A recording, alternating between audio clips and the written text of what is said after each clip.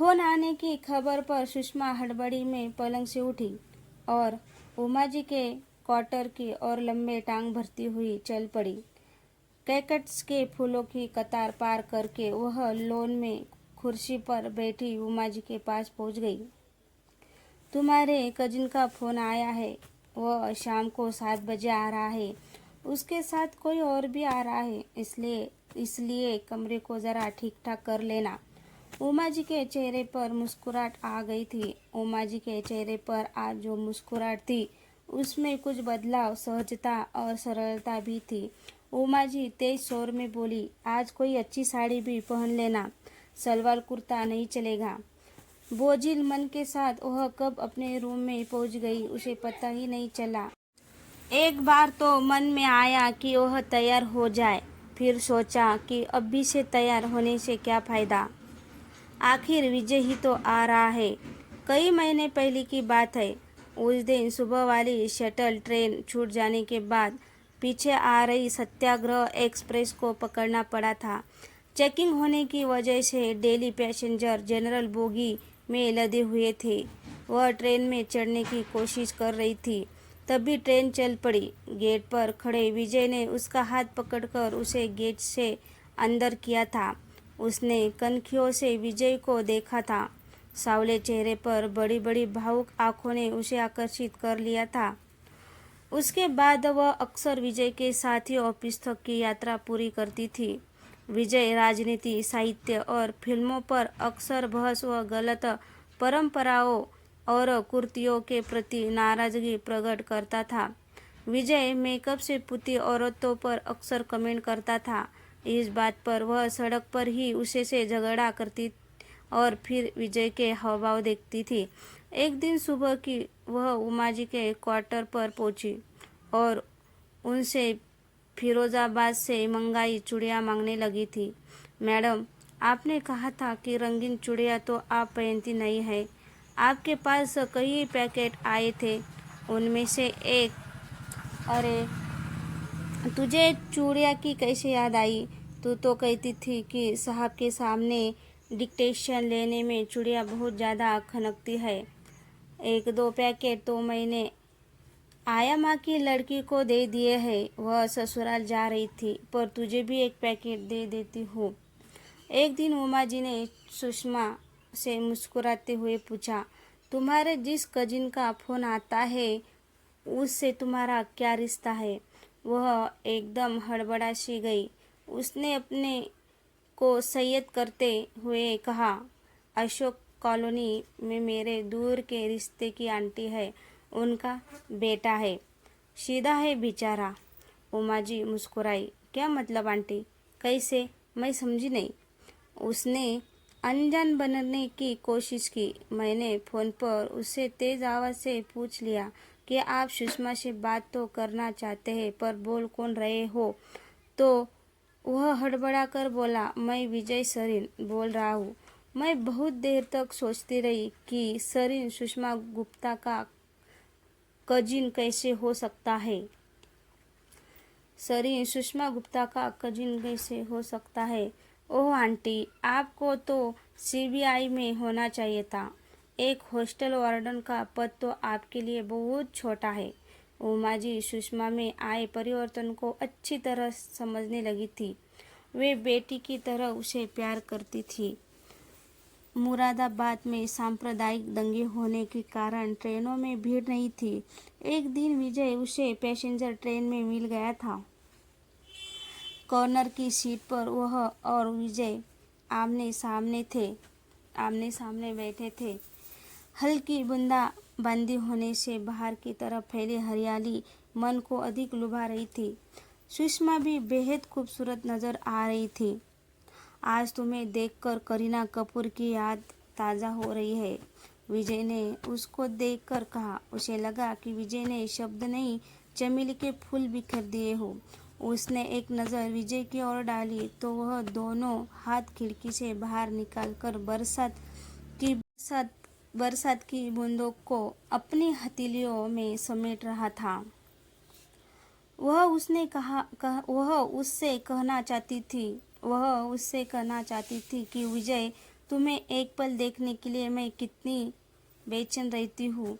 तुमसे मिलने की खातिर बेचैन। अलीगढ़ कानपुर इलाहाबाद शटल को छोड़कर सकरूलर से ऑफिस जाती हूँ और देर से पहुँचने के कारण बॉस की झिड़की भी खाती हूँ। अक्सर विजय उससे मिलने हॉस्टल में भी आ जाता था। उसे भी रविवार और छुट्टी के दिन उसका बेसब्री से इंतजार रहता था।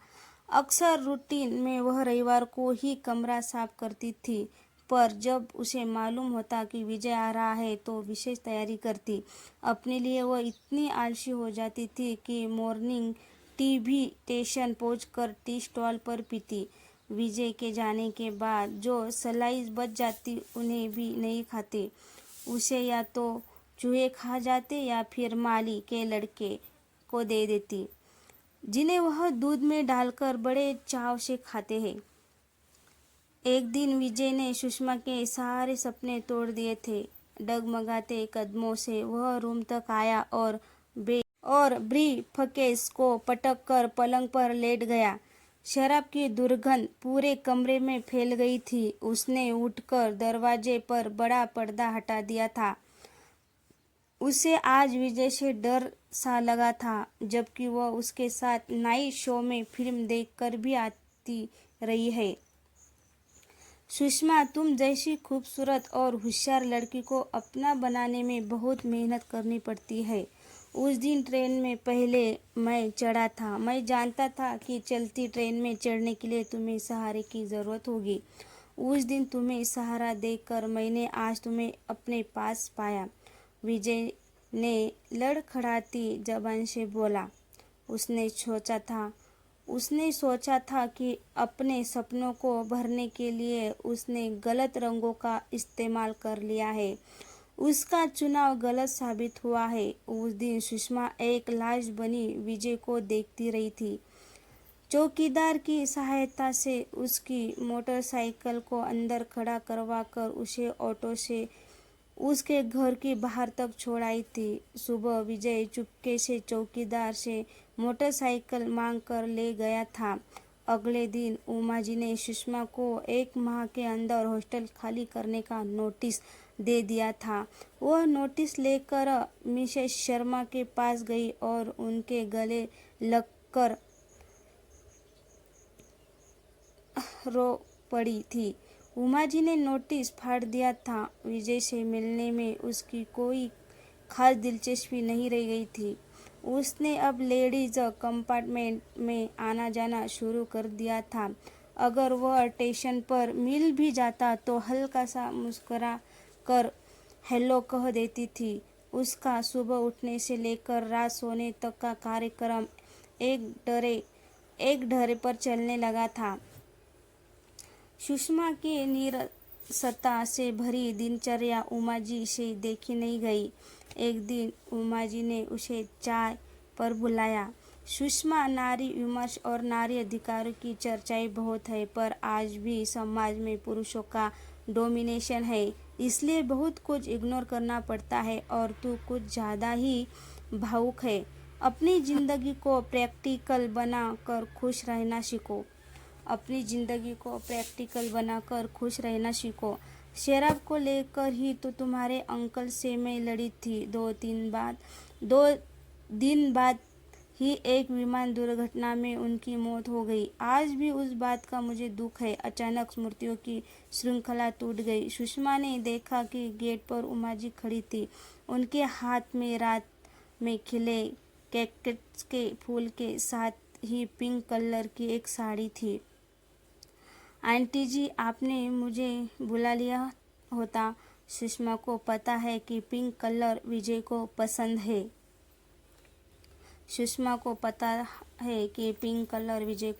है। जाओ, इस साड़ी को पहन लो। साड़ी पहनकर जैसे ही सुषमा कमरे में आई तो उसे उमा जी के साथ एक और भद्र महिला दिखी। उमा जी ने परिचय कराया, यह तुम्हारे कजिन विजय की मम्मी है। सुषमा, मेरा बेटा बहुत नादान है। तुम तो बहुत समझदार हो। उसके लिए तुमसे मैं माफ़ी मांगने आई हूँ। तुम दोनों की स्मृतियों के हर पल को मैंने महसूस किया है, क्योंकि तुम्हारे से हुई हर मुलाकात का ब्यौरा वो मुझे देता था। जिस रात तुमने उसे घर तक छोड़ा, उस रात वह मेरे गले लगकर बहुत रोया था। तुम उसके जीवन में एक नया परिवर्तन लेकर आई हो। विजय की मम्मी ने सुषमा के चेहरे से नजरें हटाकर उमा जी की ओर डाली। उमा जी ने तुम तक पहुंचने में हमारी बहुत मदद की है। मैं तुम्हें अपनी बहू बनाना चाहती हूँ, क्योंकि मेरे बेटे के उदास जीवन में अब तुम ही रंग भर सकती हो। यह साड़ी मैं उसी की पसंद की तुम्हारे लिए लाई हूँ। यह साड़ी मैं उसी की पसंद की तुम्हारे लिए लाई हूँ। सुषमा, हर बेटी को विदा करने का एक समय आता है। विजय ने तुम्हें एक अंगूठी दी थी, तुमने उसे कहीं खो तो नहीं दिया है? नहीं आंटी, वह ट्रैंक में कहीं नीचे पड़ी है। सुषमा ने ट्रैंक खोलकर अंगूठी निकाली तथा सड़क की ओर खुलने वाली खिड़की को खोल दिया। सुषमा